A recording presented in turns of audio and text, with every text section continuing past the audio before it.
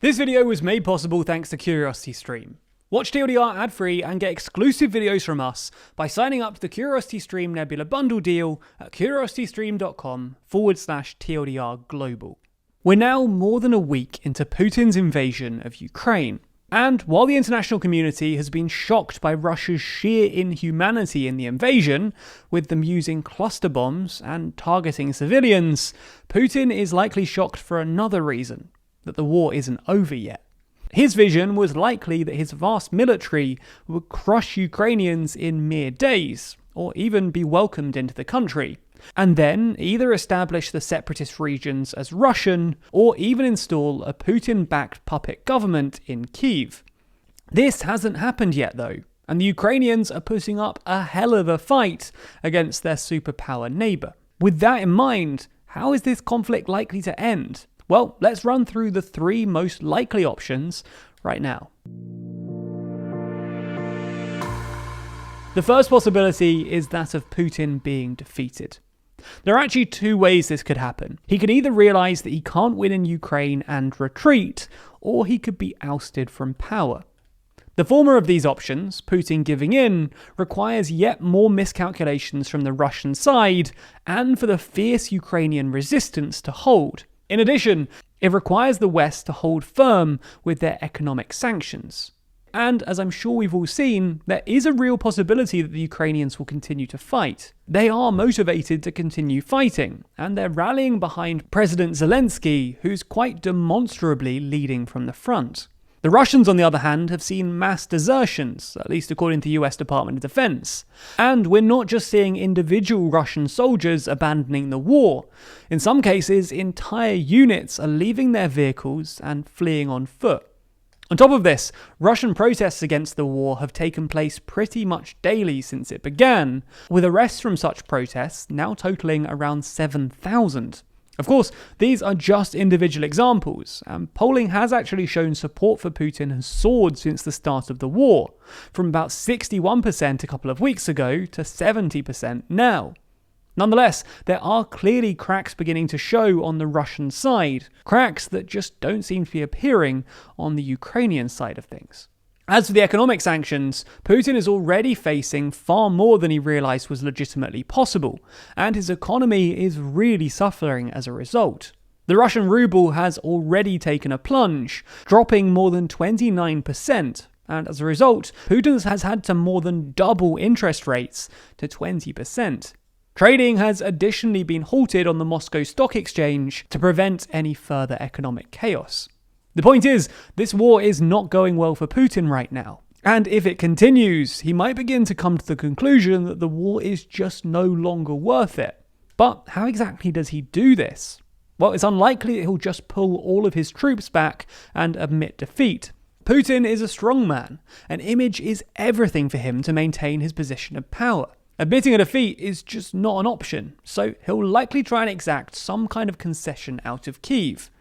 Perhaps Putin demands that parts of Donbass and Luhansk are fully ceded into Russia. Perhaps he makes Ukraine commit to not joining NATO or the EU. But it's hard to see how either of these things would actually happen right now. Given Zelensky's appeals to the EU and his recent application to join, he seems unwilling to agree to either of these terms. So perhaps Ukraine doesn't agree to this, and the war continues on. But maybe at some point, Ukraine accepts that it has to surrender something to stop the indiscriminate Russian bombs from falling. Perhaps Putin blackmails Zelensky into agreeing to some of these conditions and allow Putin to walk away looking like a winner. The other way in which Putin could lose, as we said, is if his inner circle decide that the war is no longer worth it, and the only way to bring it to a conclusion is to oust Putin.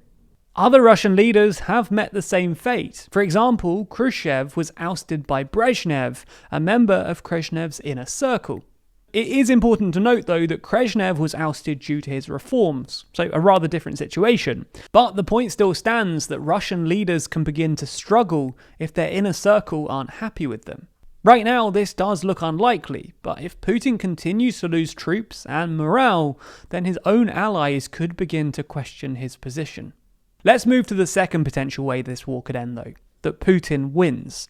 Obviously, this isn't something the international community would like to see, but with Putin dangling the possibility of nuclear war over leaders of Western countries, there's just very little they could do without risking Armageddon.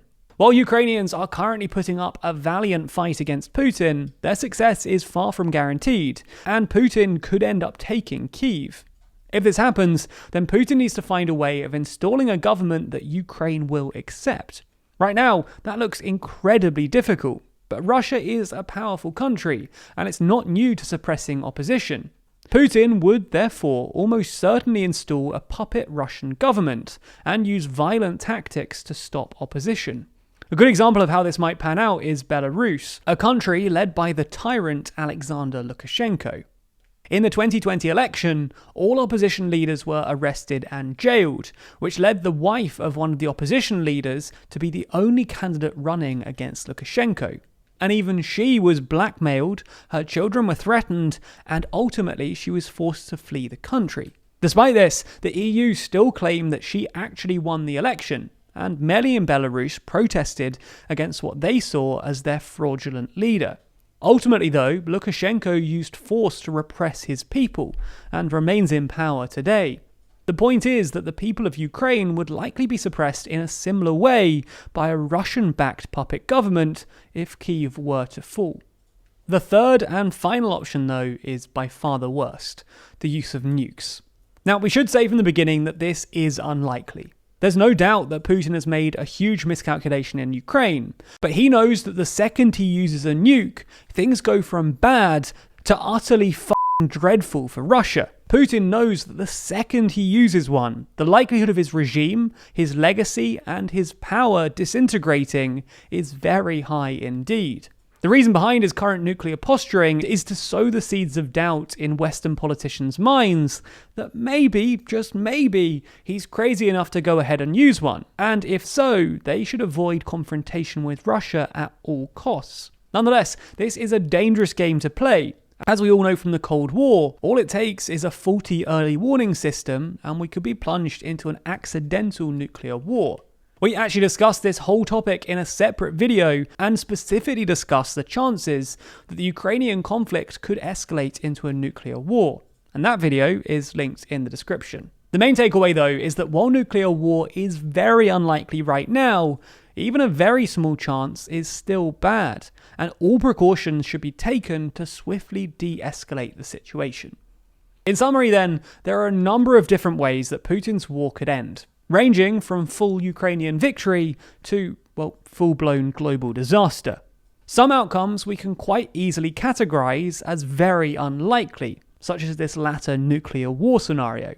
Whereas others are harder to evaluate, as it's difficult to see how either Putin or Zelensky and the Ukrainian people will come to some sort of compromise. At the end of the day though, something does have to give. And if that's not enough TLDR for you, then you should head over to Nebula. You might have heard of them before, but my creative friends and I have teamed up to build our own platform where we don't need to worry about demonetization or the algorithm. Over there, you can find all of our latest videos ad-free, but we're also posting exclusive Nebula Plus videos over there too. We've already got 4 of them live, and it's not just us either. All of our favourite educational creators are also there, like Wendover Productions, Real Life Law, Polymatter, Legal, Half as Interesting, and many others. But wait, we said this video is brought to you by CuriosityStream, right? Well, as the platform full of the best documentaries online, they naturally love educational creators like us. And as such, we've worked out a deal whereby if you sign up for CuriosityStream using the link in the description, you'll also get free access to Nebula. And that's not a trial either. You'll get access for as long as you're a member. And to make things even better, for a limited time, they're offering a deal where you can get 26% off their already low price, making an entire year of both services less than $15. That's less than $15 a year for all of your favorite educational creators, as well as superb documentaries on CuriosityStream. Signing up at curiositystream.com/TLDR Global or clicking the link below not only gets you the deal, but also directly supports TLDR and educational creators on the platform more generally, as well as getting you original content and an ad-free experience.